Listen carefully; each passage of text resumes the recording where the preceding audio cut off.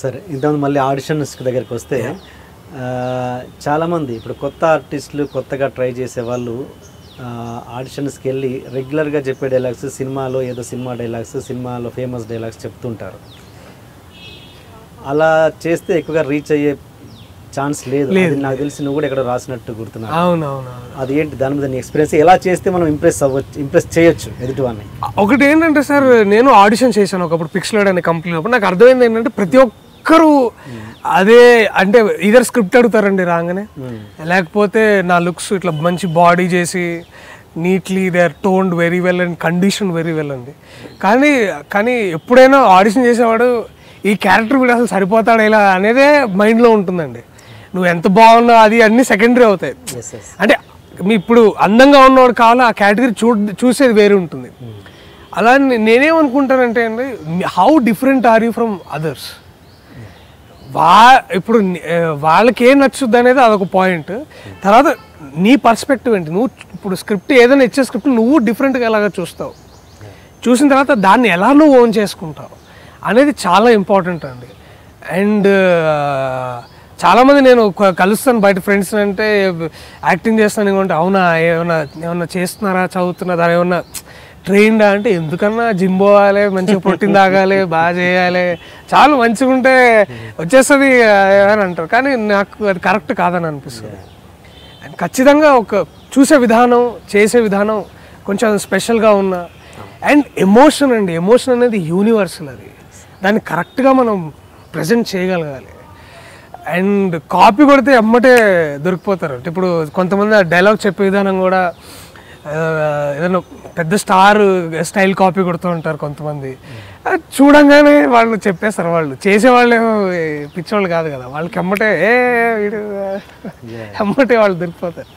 So అది నేను చేసిన విధానం ఏంటంటే, ఏదైనా చూస్తే దీన్ని నేను ఎలా కొత్తగా చూడగలను, దాన్ని నా స్టైల్లో ఎలా చెప్పగలను అనేది అదొకటి ట్రై చేస్తానండి.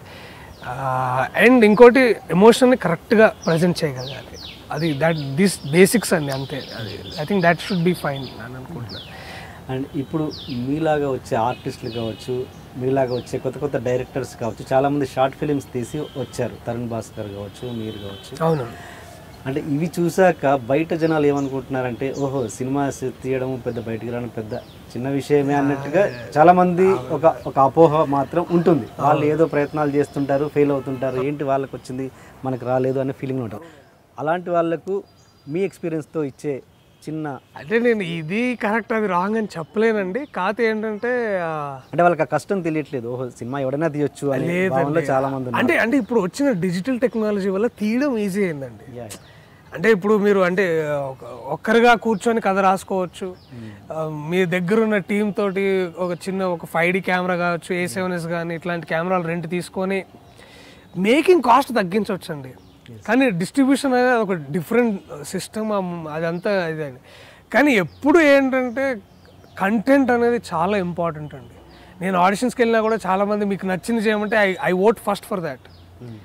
నచ్చిందంటే ఓకే, నేను ప్రిపేర్ అయ్యి ఏదైనా రాసుకొని కానీ ఏదైనా ప్రిపేర్ అయ్యి అలా చేస్తుంటాను. వాళ్ళకు కూడా సినిమా తీసే వాళ్ళకి కూడా వాళ్ళకి తెలిసిపోయి ఉంటుంది ఏది వర్క్ అవుతుందో ఏది వర్క్ కాదనేది. అండ్ అంతకు మించి ఆడియన్స్ చాలా చాలా క్లేవర్ అండి. వాళ్ళకి చాలా ఎక్కువ తెలుసు అండి. ఇవాళ వచ్చే generation they are consuming a lot of material from other cinemas. వాళ్ళు వరల్డ్ సినిమా చూస్తున్నారు అండ్ వాళ్ళ పర్స్పెక్టివ్తో వచ్చి మనకు హాల్లో కూర్చుంటున్నారు. వాడు ఇట్లా ఈ సీనే ఇది ఆ సీను, ఇది ఆ సినిమా ఈ సినిమా అని చెప్పేస్తున్నారు వాళ్ళు. సో అలాంటి వాళ్ళకి ఒరిజినల్ కంటెంట్ ఇవ్వడం అనేది చాలా ఇంపార్టెంట్ అండి. అండ్ నేను ఇప్పుడు పెళ్లి చూపుల్లో ఉంది అదే అండి. ఓకే మీరు కథ దానికి మీరు అనొచ్చు, ఇక్కడెక్కడైనా రిఫరెన్సెస్ ఉండొచ్చు అని, but screen play is refreshingly new అండి. అందుకనే దానికి అంత పేరు వస్తుంది, అందుకనే అందరూ ఎక్కువగా రిపీట్ ఆడియన్స్ వస్తున్నారు. So I think it's very important example. ఆ సినిమా అయినా సరే, ఇంకా వేరే ఇప్పుడు క్షణమైన for the matter of fact, లేకపోతే ఇంకా ఉన్నాయండి ఆ సినిమాలు అవన్నీ. ఐ థింక్ ఆ కొత్త కంటెంట్ ఒరిజినల్ ఐడియా అది ఎప్పుడూ నిలిచిపోతాయండి, ఎప్పుడూ నిలిచిపోతాయి. అండ్ అది చూసే సురేష్ బాబు గారు ముందుకొచ్చారు. మీకు తెలిసి సినిమాలు తీసుకోవడానికి ఎప్పుడు ముందుంటారు. లాస్ట్ టైం ఇయ్యాల జంపాల, అవునండి, అది కూడా మంచి ఫిలిం. అది కూడా it's very new screen play, refreshing idea, బాగుందండి. అండ్ ఇంతకుముందు పిక్స్లైట్ టాపిక్ వచ్చింది, అక్కడ అప్పుడు అక్కడ ఏం చేసేవాడు, ఏంటి ఎందుకు బయటకు రావాల్సి వచ్చింది? అప్పుడు మన అసోసియేట్ ప్రొడ్యూసర్గా పనిచేశానండి అక్కడ. కార్పొరేట్ ఫిలిమ్స్ అండి, ఎక్కువగా కార్పొరేట్ ఫిలిమ్స్, లేకపోతే చిన్న చిన్న యాడ్స్, వాటికి కాన్సెప్ట్స్ రాయడం, వాటిని డెవలప్ చేయడం. అక్కడ ఉన్నప్పుడు కంట్రోల్ సి అని ఒక షార్ట్ ఫిలిం, అంటే 50 minutes చేశాను. యుగంధర్ గారు అని అప్పుడు అక్కడ ఫౌండర్, ఇప్పుడు అక్కడ లేరు వారు. ఆ ఫౌండర్గా అప్పుడు ఉన్న వారు డైరెక్షన్ చేసినప్పుడు దానికి నేను స్క్రీన్ ప్లే రాసిచ్చాను. స్క్రీన్ ప్లే, డైలాగ్స్ అండ్ ఏడీగా మళ్ళీ దాంట్లోనే వారు లేదు నువ్వు యాక్ట్ చేయొచ్చు అని ఒక క్యారెక్టర్ చేయించడం, అలాగా ఆ పనులు అది అక్కడ అవి సరిపోయినాయి అక్కడ నాకు. తర్వాత ఎందుకో అంటే ఒక పాయింట్ తర్వాత నాకు వర్క్స్ రావడం తగ్గిపోయినాయండి. అంటే నేను ఫ్రీలాన్సర్ లేదండి, అంటే ఎంప్లాయీనే అక్కడ.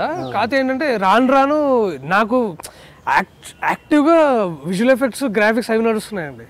నాకు సపరేట్గా ఒక ఎంటిటీ అనమాట. నేను ఓన్లీ కార్పొరేట్ ఫిలిమ్స్ రాయడం అది.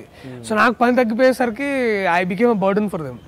అండ్ వాళ్ళు నన్ను పంపించడంలో కూడా వాళ్ళ తప్పు కూడా నాకు ఐ డోంట్ సీ, ఎందుకంటే పని లేనప్పుడు నేను వేస్ట్ కదా అక్కడ. అండ్ నేను ఆగస్ట్లో మూవ్ అవుదాం, ఆగస్ట్ ఎండ్ తర్వాత, ఆగస్ట్లో బర్త్డే ఉంది, అయిపోయిన తర్వాత వెళ్ళిపోదాము, శాలరీ తీసుకొని పార్టీ చేసుకోవచ్చు అనుకున్నాను. వాళ్ళు 7వ తారీఖు నన్ను 6వ తారీఖు పంపించారు. సో వాళ్ళే పంపించారు. ఇప్పుడు ఏమైనా టచ్ లో ఉన్నారా?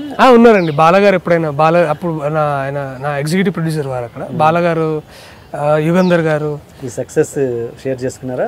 బాలగారు మెసేజ్ చేయలేదు, నేను కలవలేదు మధ్యలో. బట్ యుగంధర్ గారు మెసేజ్ చేశారు, స్టార్ అయ్యేవారు.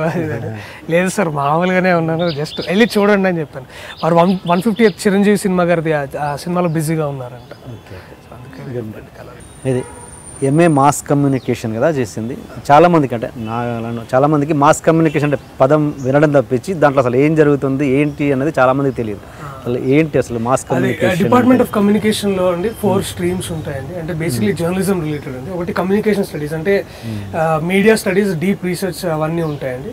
సెకండ్ ఏంటంటే రేడియో అండ్ వీడియో ప్రొడక్షన్, అంటే న్యూస్ ఎలా చేయాలి, న్యూస్ ఎలాగా తీస్తారు, కంటెంట్ ఎలా రాయాలి, అంటే విజువల్ కంటెంట్, అంటే ఇప్పుడు టీవీకి రాసినప్పుడు విజువల్ కంటెంట్ వేరే రాస్తారు కదండి, అలాగా. తర్వాత ప్రింట్ మీడియా అండి, ప్రింట్ మీడియా, పేపర్లకి రాయడం, వాటికి మేము ఉన్నప్పుడు యాడ్ అండ్ పబ్లిక్ రిలేషన్స్ ఉండేది, అది తీసేసారండి. ఇప్పుడు యాక్టివ్గా 3 ఉన్నాయండి. సో బేసిక్లీ సర్క్యులేటింగ్ మీడియా మొత్తం జర్నలిజంకి సంబంధించిన పూర్తి ఇదే బాగుంటుంది. ఇండియాలో one of the finest departments అండి.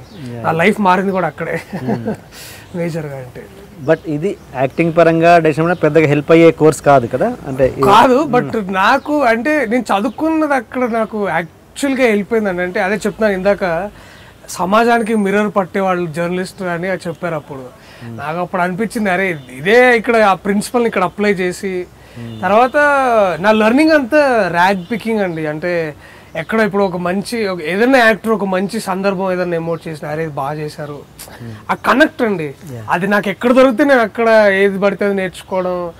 చాలా సందర్భాల్లో ఆంథ్రోపాలజీ, పొలిటికల్ సైన్స్ క్లాసులో కూడా కూర్చునేవాడిని.